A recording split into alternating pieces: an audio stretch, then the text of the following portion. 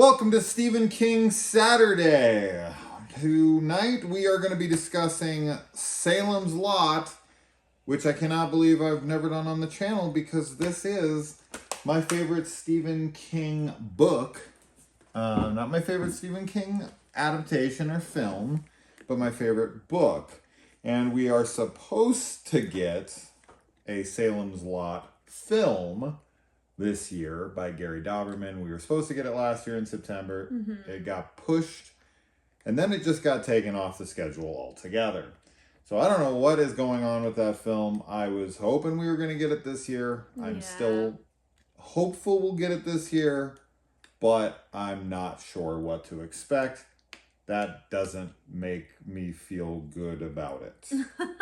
Which is odd because I thought Gary Dauberman did such a great job with Annabelle Comes Home that I thought with him being the guy who wrote the It adaptation screenplays, so he knows how to adapt Stephen King's work, and I think he's a good director. I thought he was kind of a home run pickup. Yeah. But I guess we'll see if it ever comes out. I'm sure it'll come out eventually.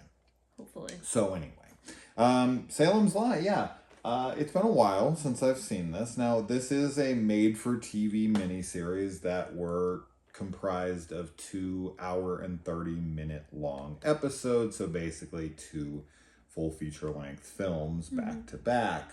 This came out in 1979, directed by Tobe Hooper. And yeah, as far as this as a adaptation goes, it's a pretty good one. I think when it comes to Stephen King's stuff, as we all know, having done enough of these videos now on Stephen King books, adaptations in general, a mini-series is just not going to be adequate enough. I feel like Salem's Lot would, and most Stephen King stuff would be better served as some 10-episode television series. Yeah. Right? I agree. Now, that doesn't mean that's going to make it successful. That just gives it more of an opportunity to be successful, right? Like recently, I think CBS did that Stand adaptation, which was I think 10 episodes, and I thought that was terrible personally. I really didn't like that at all, and I much prefer the 6-hour miniseries from the 90s, even though I don't think either one of them really capture the book. So I would always take a third crack at the Stand once again, until we get one that more resembles the book. But as far as your memory for the book, because you have read this as well? Yes, I have.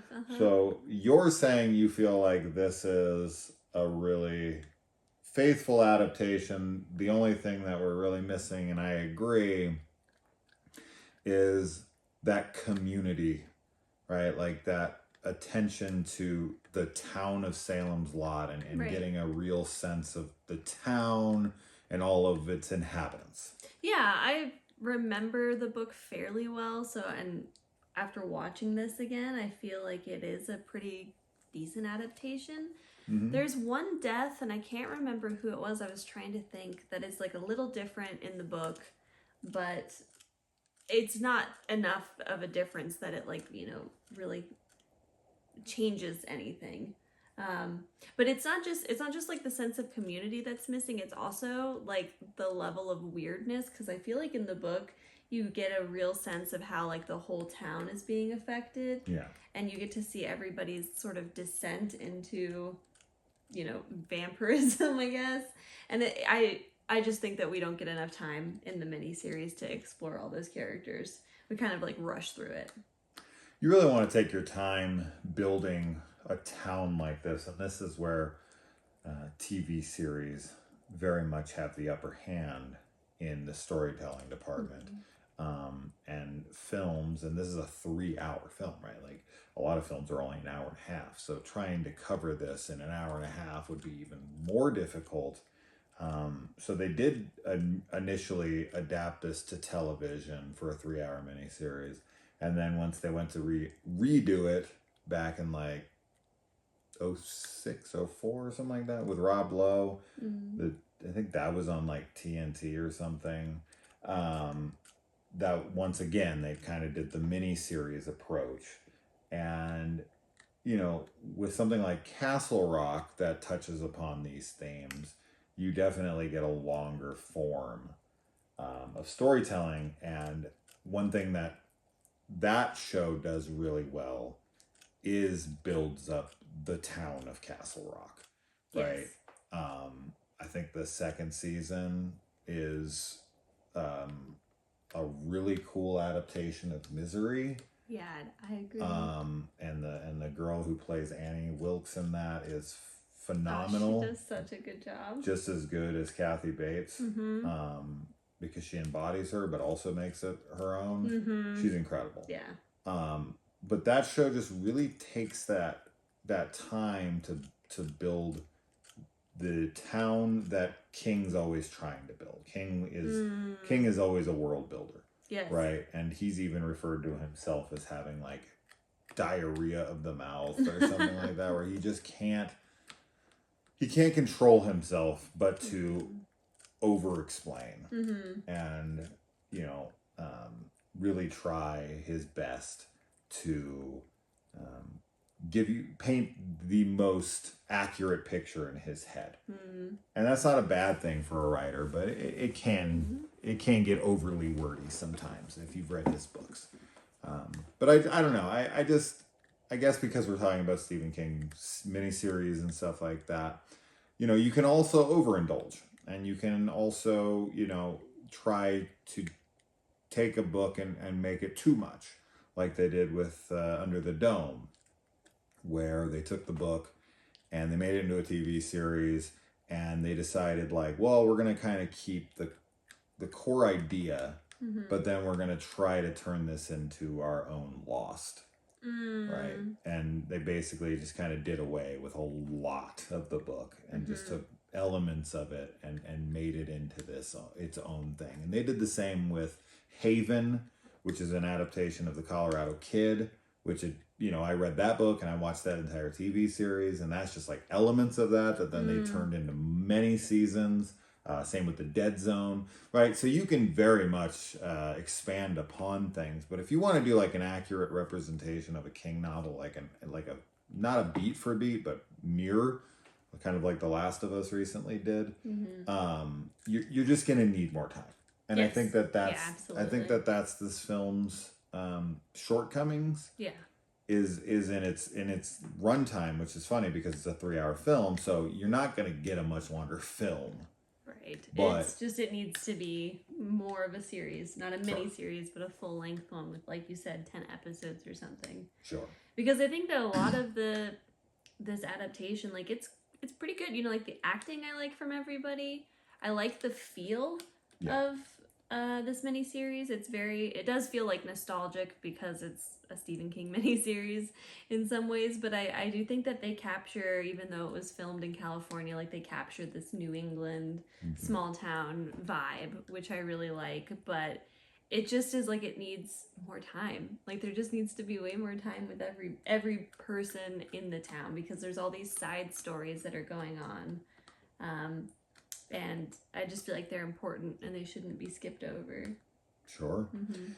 And we get some. I mean, you get this cheating wife and, jealous husband kind of side story, which doesn't really play into the film otherwise. Like he just kind of is having an affair with his secretary or his like receptionist. Yeah. And honestly, I'm not really sure how that plays into the film any more than just adding characters to the town.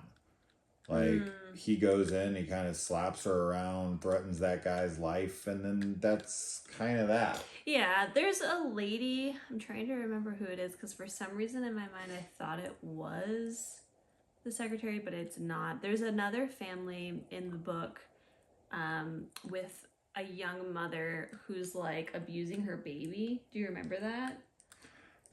Honestly, I read this book like 10 years ago, so I have very little memory of it at this point, but I just remember the feeling I had reading it was the only time I ever felt like a book was like genuinely spooky to me. Like I felt like, but I listened to it. And I think that's what it was. It was an audio book, and the guy who was reading it, just, I don't know, there was something about it. I was listening while I was like driving to work up from Phoenix. And I would sit there with it for hours, and there was just this very unsettling nature to the way the way the guy read it. Yeah. Well, there's a lady that I remember that's like abusing her infant, or like, you know, feeling compelled to, and it's sort of like, you know, it's I don't know. There's more of that in there in the book, and also the boarding house that Ben stays at. You get more with like the different tenants that are there, and just kind of weird behavior. Like weird behavior really is what I think is missing. Like people are just acting oddly because they're being influenced. Now this film was put on television in 1979, so some of the darker themes, like people are okay with vampires, but like child abuse, I don't think that a lot of people are going to be like huge on that being on television and getting like a PG rating and everything. So that probably is why it's I'm sure. missing from this film. So anyway, let's jump into the film. So all right, we get the start of the film, which is 2 years in the future in Guatemala, and Ben and Mark are now vampire hunters. So, you know, this kind of starts off letting you know, like, hey, Ben, Mears, and Mark are going to survive. And they're going to be vampire hunters together. Yes. Now, I've never been a big fan of this kind of storytelling. I've always, it's always irked me to kind of give me the ending and then be like, you know, in order for me to tell this story, I've got to take you back to the beginning. That kind of story, I don't like it, because it always, like, I think it's intriguing to some people where they're like, oh, I want to see how it got to this place. And I'm always like, well, I know nothing happens to them, and I know where this ends up. But you don't know 100%. But most of the, I mean, what do you mean? Most of the time I Because, know. like, for it example, can be a in fake this out. one, not that it's a fake out, but it shows you, like, okay, here's where they are, but then when you get to the end of the movie, like, you get more to that ending. Like, sure, so it's not just, like, the exact end. I still know that it's him. Yeah, I'm just saying that you get more. It's not like the total end that you see at the beginning. Yes, I get it. You get Susan, and she's changed and whatever, and we'll get there, but I don't know. Who else is with me here? I don't like this kind of storytelling. I just don't. The let's start at the end and then I'm gonna tell you how I got here has always just not worked for me. It takes a lot of the intrigue of the film away to me. As I said, some people, I think they become very intrigued with that. Like, oh, I want to know how we got here. Like, oh, how could it possibly be at this place? And this is the same with TV shows too. There, you know, almost every TV show I've ever watched always has that episode or two. Yes. That's like starts at the end, and then it's like, you know, in order for me to tell you this properly, I got to start at the beginning. Yeah, it's a really popular TV trope. Oh, I don't know. I always roll my eyes at it. Like 22 hours earlier. Right? Like that kind of stuff. I don't know. But whatever. Moving on from that. I think I've mentioned that on the channel before, but I don't like it. I don't like it. I don't mind it. But in that, we get him filling up holy water, and in the holy water, it starts to glow blue like Sting from Lord of the Rings. Goblins are near. Yeah, it's like, that's interesting. Right? Yes. That he's able to tell that vampires have found them because the holy water glows. That's new to me. I don't know any vamp story where holy water glows when vamps are near. This straight up just feels like it was taken out of Lord of the Rings. Yeah, I don't know any other vampire story where that happens either. It's not a bad thing. No. I don't even remember helpful. it here. It it's very helpful. Like, know when they're on their You need to be wearing a necklace with holy water around it at all times. Yeah. and then have each other right with each other. So if like, you know, and keep an eye on it. Yeah, exactly. Right. Yeah. Yeah. It's a good idea. So, yeah, that'd be hard to sneak up on them for sure. Now we get this house. I don't know if this house is still standing. It's in very, very northern California. But we get this cool opening shot, which is very, very reminiscent and probably on purpose, by design, by Tobey. Very reminiscent of the Psycho house, right? The Bates house up on the hill. It has a similar look to it. Yeah. And the shot down below, because the shot is up on a hill, and they're looking up at it over the credits. Very, very Psycho. And I like that. Me too. Now, we get like a full moon over it, and we get a full moon at the end with this like skull over it. I don't understand the significance of the full moon with vampires. Is that supposed to be symbolic of something? They're creatures of the night. They're creatures of the night, sure, but it's like focusing on full moons. Yeah, I don't know. I don't think there was equate that to like werewolves and stuff. Well, just monsters in general. Yeah. I don't remember if there's anything specific in the book about the moon. There might be, like about nighttime, but I don't remember it being like specifically about full moons. It's actually scarier when the moon is at its smallest. Sure, and then it's like total darkness. It's darkness. Yeah. Full moon is actually brighter out at night. Yeah. So it's actually less scary when it's a full moon. Like when it's like a new moon.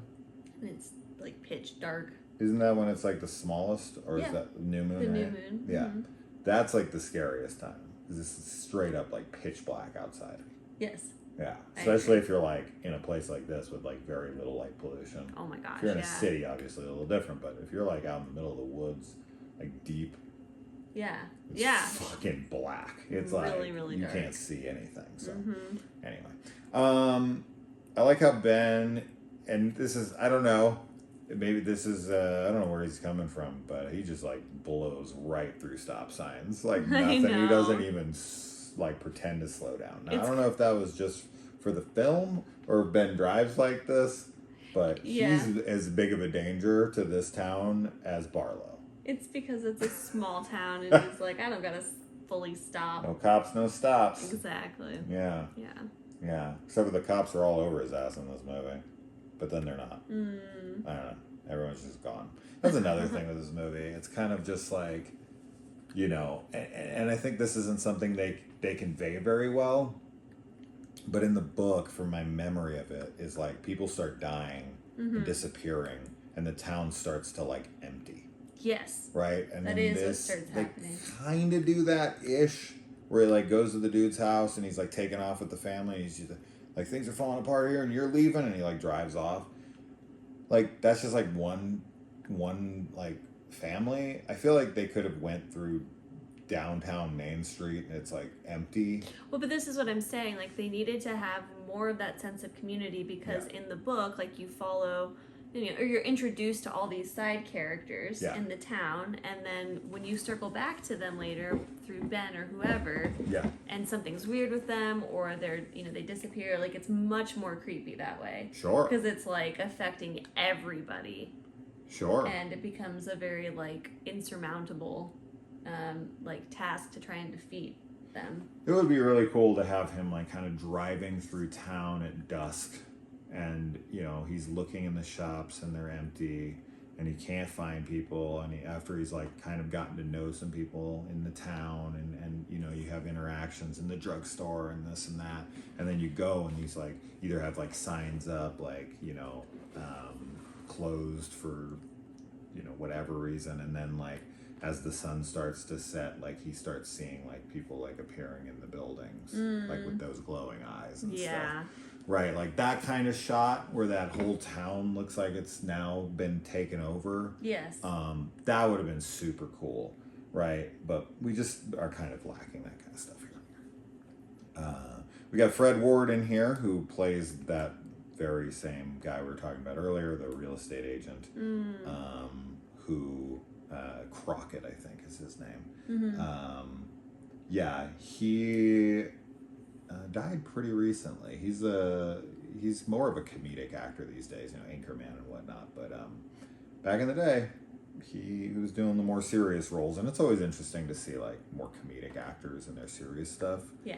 Especially back in the day with like the horror, like Leslie Nielsen, right, who's known for Naked Gun and these spoof movies. But if you look back, like he was in like Creep Show and stuff like that, and it's always interesting to see the more like goofy comedic actors in a serious role. So it's cool to see Fred Ward here. And of course Ben Mears a writer. That's shocking. No, not Stephen at all. King never puts writers in his stories. Never. Ever. Never ever. Surprised he's not an alcoholic writer. He does drink some, but he doesn't seem to be an alcoholic for once. Now, I think he's actually a recovering alcoholic in the book, if I remember right. Of course like, he is. Yeah. Probably, you're right. I might even have mentioned that in the movie, but we were watching this with my kids and they like to talk a lot. Gosh, And I was like, girls, I'm going to review this. And they did not find this scary at all. Just so you know, This is 10-year-olds of 2023. I know a lot of people who watch this as kids are still scared of it. Their memory of it to this day. They're like, oh my God, when the Glick kid came to the window and all that, like, it still haunts my dreams. And my kids saw that and literally laughed. Literally, like, my one daughter, like, laughed hysterically at that. She thought it was so funny. They were. And they claim to be terrified. Like, they don't like horror movies. They don't want to watch horror movies. But then when we ever show them anything, they're like, that's not scary. They always do. And they're like, but I'm too scared to watch anything scary. And I'm like, we show you some pretty scary stuff. Like, I feel like you'd be fine. Yeah. Like, totally. If I showed you almost anything, I think you'd be all right. I don't know, though. Maybe if I showed them The Descent or Terrified. I don't know. Those, they're definitely maybe not. Yeah, Maybe they just feel like, nah. I think those would affect them more. But I actually think that the way that the vampires look in this are really creepy. And I think that those scenes with the Glick boys are terrifying, honestly. I love the way that they're filmed. There's a classic feel to them. It's a super classic feel. Yeah. I think that like the fog and the fact that they're filmed like in reverse like adds this eeriness that I'm a really big fan of. I think that's actually a really simple way to make things creepy is just by doing them in reverse. Right. And these actually flow pretty well so that it's like, I think you can tell that it's reverse, but at the same time, it sort of just looks unnatural. Yes. Which I really like. Yeah. And yeah, I think that the contacts, like the eyes, are awesome. They look great with everyone. Yeah. I think they're really, really just like scary. I don't know how old Ben and Susan are supposed to be in this movie because the actors are 36 and 31 with Susan being 31, and obviously Susan is played by the woman who plays Holly in the Die Hard movies, or at least the first two. And Ben Mears is played by the guy from Starsky and Hutch. But I don't remember how old Ben is. In fact, I Googled this to try to find out how old he is in the books. And all I could get is that he died at 55. Like, in the books. But, like, in the book, should I say. I couldn't really get an answer on, like, how old he's supposed to be in this. But he's 36. We'll split the difference here, and we'll call them both 30. I don't know.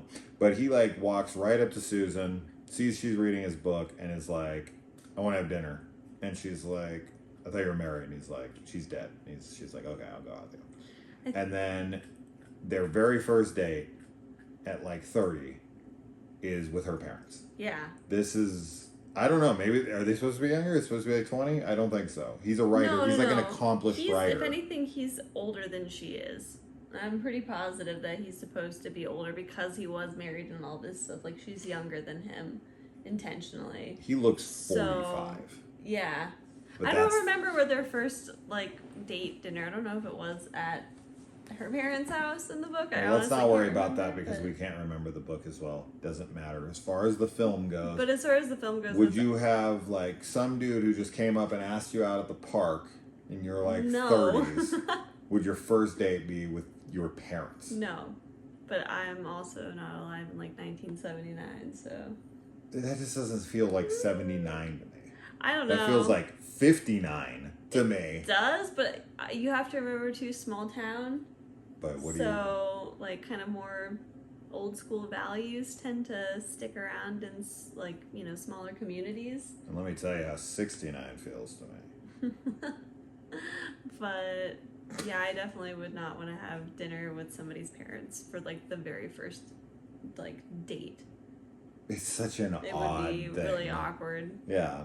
And she has some ex who is crazy and is not, you know, he comes into Ben's place, hides behind, what are those things? The cover, like the plaque, the freaking wood boards that you hide behind to change your clothes. Oh, what are those called? I don't know what they're called, but I know what you're talking about. I don't know what they're called. Oh, I know the word. God damn it. Anyways, he hides behind one of those, and he pops out. It's actually like frightening. I was like, holy shit, this guy's psychotic, and he's just like, you know, trying to steal my girl, dude. If someone doesn't want to be with you, they're not yours. Like this whole psycho fucking mentality, like.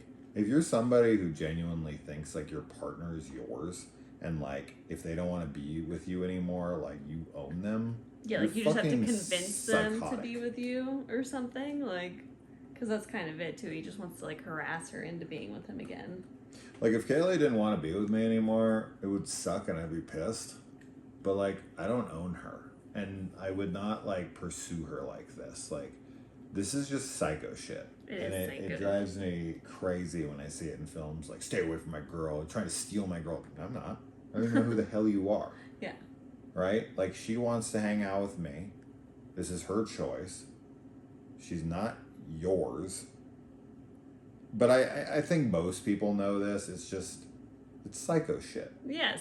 Don't do it. Just don't do it. You don't own your wife. You don't own your girlfriend or your husband or any of that shit. If they don't want to be with you, let them go. End of discussion. Anyway. All right. And, yeah. Now, as far as the house goes, the Marston house, this is interesting because, you know, Ben Mears goes there as like a kid, right? He says he leaves town when he's like 10, and this is because of his interaction with the Marston house before. And he comes there to write a book on this house, and it just so happens, you know, he comes into town, he's like, I want to buy it. Like, I want to have the house. Like, I want to, you know, live in it. I want to research it. And when he gets there, it just so happens to be being rented by a vampire. And I find this to be kind of fascinating. Like, he doesn't come there and it just so happens there's vampires in town and he takes them. No, like, he's drawn there by an evil house from his childhood. Yeah. And this evil house just so now happens to have vampire occupants. Yes. Yeah, it's rotten luck. Rotten luck. Yeah. That's one of the things that I like about Salem's Lot is that the house itself is like this evil focal point that kind of draws, you know, different evil things have happened there over the years. And it's like this hub where bad things go down. So I think it's cool. And this is pretty typical standard fare for King books, right? Whether it's the Shining Hotel, right, the Overlook. You've got the house on Neibolt Street and It. You've got the Black House from the Talisman and the Black House books. You know, King has like the evil house. Yes. Right? Yeah. Trope in a ton of his stuff. So this is nothing new. And I feel like they're all kind of like either have something similar going on or they're kind of the embodiment of like the same idea or the same house to a degree. Right? They can all kind of the Neibolt house in It and this house and the Talisman Black House, those all kind of remind me of like they're kind of the same house in a different alternate reality, right? Yeah, I could see that. They kind of, maybe they're all in different locations. I mean, most of them are always in Maine, but sure. I don't know. There's just something about those houses that just, they feel so the same to me. And with King connecting everything, right? With you know, characters popping up in, because like Ben Mears' funeral is in the Dark Tower in the Wolves of the Kala. You know, you've got a lot of that kind of stuff throughout King's books, so they're all kind of connected. They're all connected to the Dark Tower. Yeah. Right? It's probably evil because of the Dark Tower. Speaking of the Dark Tower, I told you that I feel like Mark and Ben remind me a lot of like Jake and Roland a little bit. So, just, yeah. Yeah. That's cool. Hopefully we can get Flanagan's Dark Tower with Pedro Pascal as Roland. Yeah. I wonder if this movie influenced Flanagan at all with like his eye thing. Maybe. Maybe he needs to do the Salem's Lot movie. Oh man. No, he needs to focus on Dark Tower. Yes. We've got Mark here, who is our resident horror fan, right? Yep. So Ben is the writing side of Stephen King, and Stephen King's love for horror is shown through Mark. And of course, Mark's family thinks he's just a grade A weirdo, and basically belittle him and shame him and question him the entirety of this film on why he's into weirdo stuff like this. And it's like, he's not even into that weird shit. Like, no, and he's like Frankenstein's monster and like a Dracula, and his dad's like, you fucking weird. I'm like, bro, you don't come over to my house. He's also like a really smart kid. Like, sure, he's like, I already got my homework done. Straight A's, writing the play. Exactly. Like, he's not a bad, like, it's not like he's like some like right, loser he's not kid. Yeah. Right. So I don't know why they give him such a, well, I do know why they give him such a hard time, because like obviously it ain't normal. Stigma around horror lovers. Yeah. And especially back in the day. Yeah. Back in the 70s when everyone's like, you're a Satan worshiper. And people still think that, but yeah, it's super freaking lame. Yeah. Oh man, when Crockett gets caught in bed with this dude's wife, and she immediately is like, he broke in and tried to rape me. So awful. But then she changes her story to, no, he called me and wanted to come over. And it's like, wait, I thought he broke in. But I guess it could be that, like, came to the door, but it's like, dude, you... Like, I know she doesn't... I don't know. He walks in, and they're, like, kissing and on each other. Dude, what a dreadful person. Like, I mean, yeah, obviously her husband doesn't believe her at all. No. Because of course not. But yeah, the fact that she's going to throw him under the bus so fast. Yeah. Horrible. Yeah. What do you think the inclusion of this in the movie is? Because it doesn't really amount to anything. So the husband, I think it's that kind of a thing where he's being pushed to like be more violent and like. So you think there's an influence? It's the influence again of like the town and the Marston house and everything. Okay. I think that would better conveyed in the book. I think that would be conveyed better if he killed him. Yeah. And brutally attacked his wife. But he does the same thing in the book where he like fakes him out. Like, I think he makes him put his mouth around. Okay. I don't know if he does. I think so. But anyway, he does the same thing where he like pulls the trigger and there's no shot, but he like shits his pants and like is super afraid, and then he does beat his wife horribly. So, which that's the abuse in the book. Influence. I remember being like really dark. I was like, oh man, everyone sucks. Yeah, Stephen King. Yeah. So in the film, it's I think not as it does feel kind of just like this random little side story. The influence is good though.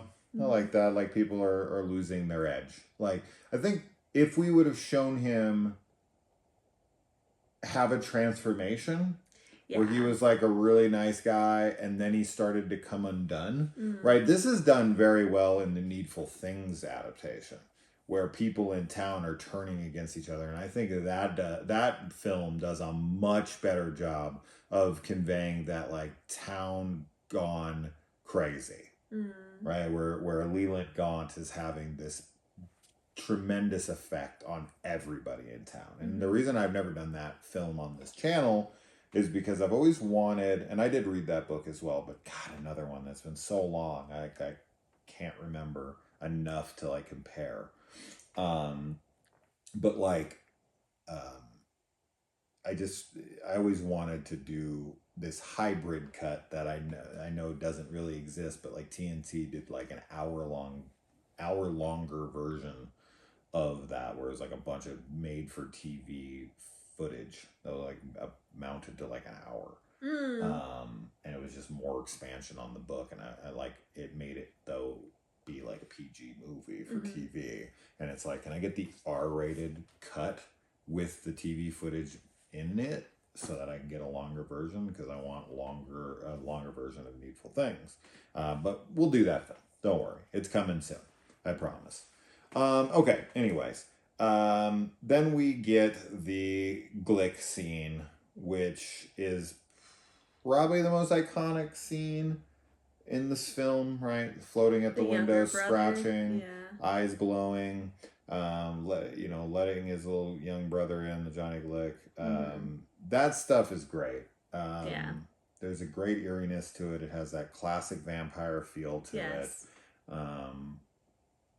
It does kind of feel made for TV, sure, but in a good way. It's got a nostalgia to it for sure, and I completely understand the love for that scene and this film in general. I just, do I love this movie? No.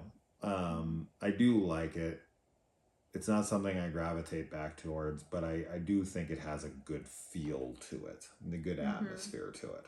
And that's probably the most important thing. Yeah, I agree. I really love that scene, and the later scenes with Danny outside the window too. Sure. I just think that they're, like, as you said, really classic vampire, and I think they're very effective. The blood in the IV that breaks on the ground is maybe the worst blood I've ever seen in film in my entire life. Water. It's just Kool-Aid. Red food It's color. just Kool-Aid. Yeah. I couldn't believe how bad it was. It just broke on the ground. It was just liquid that was slightly red. It was like water that was like barely red. I was it's like tinted. What? It's always weird to me. They had to do that for TV. I can almost guarantee it. I want that, like, Italian Giallo, that'd be like, better. paint Way blood. better. I love that. Way better. It's always funny, like, to me when it's not funny, but like weird, or like an anachronism to see in older films the IVs are like, it's glass instead of a bag. Yeah. So then when they're always like pulled out and like they break, and I'm like, oh my god, it just seems so awful to have them be glass. But I'm sure they were back then, right? No, that's what I'm saying, though. It just crazy. is like, it's weird. It's really weird because we never see that now, obviously. Yeah. Sure, absolutely. Yeah. I was going to say the same thing. So, yeah, it's really wild to see that kind of stuff. Technology, man. Yeah. And the antique shop that, Barlow and his little crony run reminds me a lot of Leland Gaunt's Needful Things shop. So this kind of feels like a precursor to Gaunt. And you've never seen Needful Things? I haven't. And you know nothing about it? No, I don't. Cool, we'll go into that one blind then. Awesome. Okay. I like how why am I blanking on his name? Barlow's dude. That also runs the shop with him. I keep wanting to call him Laszlo. Laszlo Hollyfeld from friggin' Real Genius? No. I don't remember his name. That was so bad. Every time you blank, I blank too. You remember more than I do. You try and rely on me. I can never do it. You can't ever give it to me. Horrible with names. I don't have my phone either, so we can't look it up. But no, we're not looking it up. The guy that runs his shop we for him. Should have had He's like this. His minion. Yeah. Terrible. Yeah. Terrible. We literally just watched this tonight. This isn't an excuse where we watched 17 films since this. My excuse is going to be that it's late. No, late and I'm she wouldn't tired. remember it anyway. 100%. 100%. Maybe You're useless to me. No. Anyway, he's like, the cop comes to him and he's like, he's like, you have any black suits? And he's like, yeah, I have 2. I'll bring them to you. And it's like, do you really only have 2? Like, I get it. Like, he doesn't have a warrant, and he can't really make him bring them. But it's like, I'm not gonna bring you the one that I killed the kid in. Yeah, I'll bring you the other one. Like, I have the 2. I actually have 7, but I'm just gonna bring you 2 and make sure it's like none of the ones that I've killed people in. Yeah. Like, I just thought that was funny. It's like, I have 2. Like, he knows what you're up to, bro. 100%. Like, a cop comes to you and a kid's missing. Even outright says it, like, oh yeah, because I'm like new in town. And he's like, yeah, you're a stranger. Like, I'm not giving you the suit I killed the kid in. Exactly. It's not happening. You can have the other suits. You can have my clean suit. So it's just funny that he has to trust him. Like, I'm going to give you the killing suit. Yeah. Makes no sense. So I wouldn't even bother. No. Yeah. This Glick woman has a rough go of it, man. Her one kid goes missing. Her other kid gets super sick, anemic overnight, and then dies. Oh and my then gosh, her kids come back to haunt her and kill her. Yes. She's like terrible. Super sad. And I remember in the book feeling like so bad for her because it's just miserable to watch it. And that's another thing. I feel like we don't get enough time with her in the miniseries. Like, we kind of go to her for a couple moments here and there, and then she's dying and dead. Yeah, she has a rough go at it for sure, and I definitely feel sorry for that chick. I just remember. And I also need to cover what we should do next week is Return to Salem's Lot, which is like an unofficial sequel. Which I would really like to watch. It is directed by Larry Cohen, who did like The Stuff, and it has Michael Moriarty as the main character. That would be a really fun one, and I haven't done it on the channel, and I've seen it once, but that would be fun. So I think we're gonna do that next week. Okay. Return to Salem's Lot. And then the week after, maybe we'll even do the Rob Lowe Salem's Lot. So lots of Salem's Lot. We'll keep going with it. Maybe I need to reread the book. And Richard Straker is the name of the guy I was trying to remember. Straker, yeah. Yes. So, anyways, which reminds me of the character in Airplane. All right. And, yeah, why are you so into monsters and magic? Can you make a living off of this? This dad that's having that conversation with Mark pisses me off because my dad, whose name is Mark, does the same kind of shit to me. I'm always like, oh, Dad, I have like 15,000, 17,000, 18,000, fucking whatever subscribers on the channel. I don't have 18,000, I have 17,000. We only have 17,000. 17 right now. And he's always like, oh, that's cool. How much money are you making off it? Can you make money off of it? Money. And I'm like, I just like doing it. Although I'd like to make more money off of it, sure, but that's not the point. Asshole. No, he's great. But I wish that he didn't think like that, but that's how he is, and that's okay. Sure, yeah. But I don't like Mark's parents in this at all. No, neither do I. Yeah. And yeah, we don't get Barlow in the movie until 2 hours in. Yeah. Which, that's cool because, you know, it's very Jaws-y, you know, where you don't show the shark for an hour. You got to build up that anticipation of what does the master look like. And we get a very limited time with him. Unfortunately, he looks cool and he's iconic and everything. But with the same problem I have with like most vampire movies that are classic, they're way too easy to kill. Yeah. This is something that's so dumb. They just sit in their coffin and then you pull them out and you open it up and they are just asleep and you stake them and they kind of go, ugh, and then they die. And I'm like, that's it? That's it? No fight? No nothing? Yeah. I don't know if I'm I know you're like, let's focus on like the miniseries, but I keep trying to think about the book because there's also this guy that works at the like junkyard. I don't know if you remember that, but Barlow, like, I thought it was Barlow, not Straker, that came to him. And I actually was just starting to realize that isn't Barlow in the book like not like the Nosferatu looking vampire. Yeah, he's like an changes. attractive, like he's a shapeshifter. Okay, I just wanted to make sure I wasn't crazy because there's like this whole scene that I was like suddenly remembering about the dude that works at like the junkyard, and he's like gross and lives there, and like Barlow like goes to him and is like turning him and stuff. Anyway, just that he was like super charismatic. Renfield. Yeah. Guy. He's like, yeah, exactly. He becomes another like minion of his.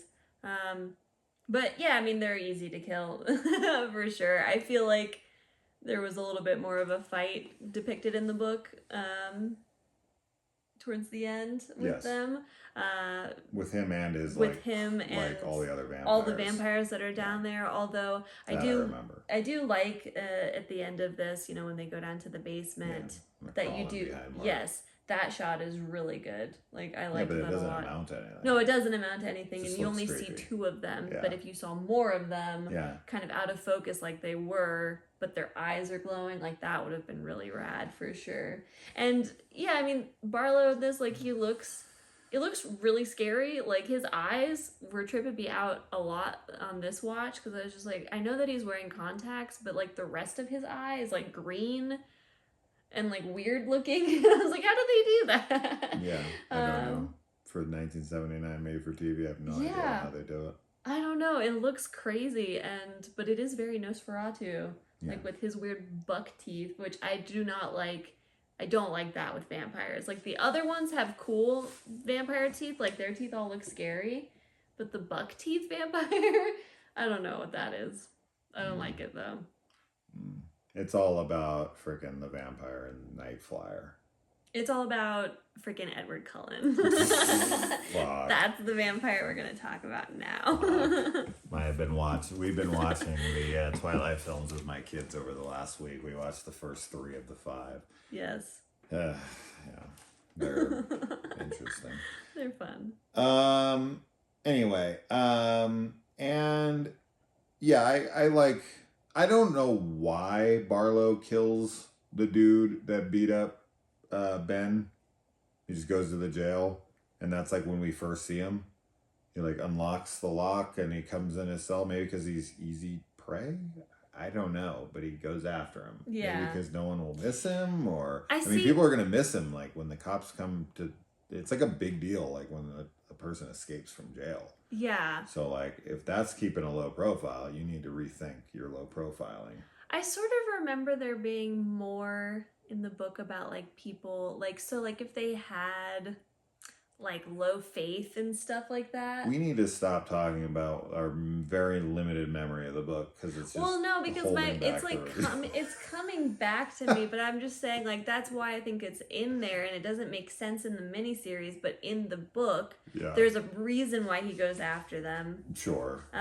Just like with, like, the priest, right? Like, there's a whole bunch more that we get with the priest in the novel. With his drinking and him, you know, being like questioning his faith and whatnot, right? Like, so that comes into play more than it does in the miniseries. As much as I read, which I read a fuck ton, and I just finished Nailbiter. I'm on Clown in a Cornfield 1 and 2 currently. Like, I feel like I would have liked to have read Salem's Lot before we did this. Just to refresh my memory. Yeah. So that was probably a mistake, but I don't know. Maybe I'll read it soon and we can do a book review on it or something. Yeah. We'll see. Okay. But in the book, or in the movie, I don't really understand why he goes after the guy in the jail. Doesn't really make any sense to me. The other thing that's interesting in here that is sometimes like this in vampire movies, a lot of the times it isn't, is that pretty much every single person who is bit in this movie turns into a vampire. Yes. Right? Like, in most vampire stories, the vampire has to willingly turn you. Right? And in this, it's like, you get bit, you turn. The end. Yeah. Right? They can suck you completely dry. They can kill you, whatever. I'm sure if he, like, ripped your head off and, you know, staked you or something, but, like, he purposely wants to turn them. Yeah. Because he could kill them. Like, he could destroy them after. No, he's trying to make like an army. He wants to make like an army with that. Just, I don't know. I don't know if that helps him. I don't really understand the benefit of that, because it's like more mouths to feed and more attention it's bringing onto the town. So you're not going to be able to stay somewhere very long, and they're going to be eating up all your stock. So it just doesn't seem beneficial to me for him to come to a town like that and create this army to kill everyone in town, because by the time Ben gets to him, it hasn't been that long that he's been in town. Like, Barlow gets there and he's killing kids and he's taking over the town, and it's like a freaking week later. And he's like run the whole town out, and it's like, you can't sustain like that. If you take over smaller towns. Unless he he drinks a ton and then goes into hibernation for like a decade. Right? I don't remember. I don't know about that. I don't think that's the case, but I'm saying that would make sense, where he's like, yeah, I just clean up. Yeah, but then I'm out. If you convert more people and then you take over larger and larger towns, like, that's what you could do. But right? For what reason? Might as well just stay in the shadows and take one person at a time. Like, what's the point? Are you trying to do something? You're trying to take over? Like, are you going to make it into Daybreakers, where the whole world is now vampires and there's very little humans left and they're having like a blood problem? I mean, yeah, that would be not good, but yeah, that's what he's gonna end up creating. Yeah. Right?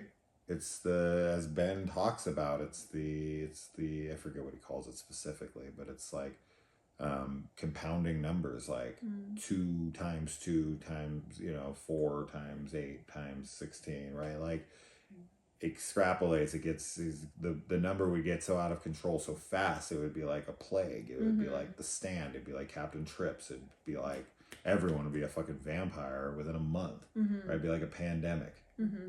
Right? A vandemic. No, not a vandemic, like Van Damme. Vampedemic.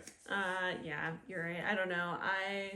I just like that it's kind of like you don't want me to talk about the book, but I remember in the book that was like Salem's Lot, everybody disappeared and there's all these towns where that happened, and right. It's like Roanoke. Roanoke. I think that's cool though. It's always Roanoke. Yeah, well, I mean, it's like such a huge mystery, so it's like easy to, put in. People just got up and left. Or they all ate each other. Or they all were abducted by aliens. Yes. How big is Mark's stake in this? Mark's stake is really big. He comes in and he's like, I'm gonna kill Barlow, and his stake's like a tree trunk. It's so fucking large in that kid's hand. It's so funny. I think I put this down too early. We got the Glick mom here who gets burned by the cross and then disappears. Yeah, she just dies This from is that. fucking weird. Yeah. I don't know why. This is an odd one to me. She's a baby vampire. So therefore She just vanishes. She just is susceptible to the symbols of the Lord. But the priest, who's like a believer, but his faith wavers, I guess. But like Ben's doesn't at all. He seems like he's pretty scared, and his faith is probably wavering a bit. But I guess the master's stronger, right? Yes, so that's exactly. I know Ben and Susan were dating very long, but he takes killing her really well. Yeah. He just kind of comes out and he's like, there'll be others, and they just walk out. Yeah. He's hardened at that point. It's like already lost one wife. He's Joel. Yep. Yeah. He did lose one life. Yeah, you're right. And then we get the skull on the moon. This is a stupid ending. I don't know. I don't know what that is. I don't either. Well, that's that. Salem's Lot. We talked about this way longer than expected. I looked over at the clock, like we started this like 45, 50 minutes ago. Oh, wow. Well, I don't understand that. Spoiler discussions. It was a 3-hour film, I guess. I don't know. I was not wanting to talk about it this long, but it is what it is. So, all right. Next week, we should probably be doing Return to Salem's Lot. So, look forward to that. And And we'll see you then. All right. Bye.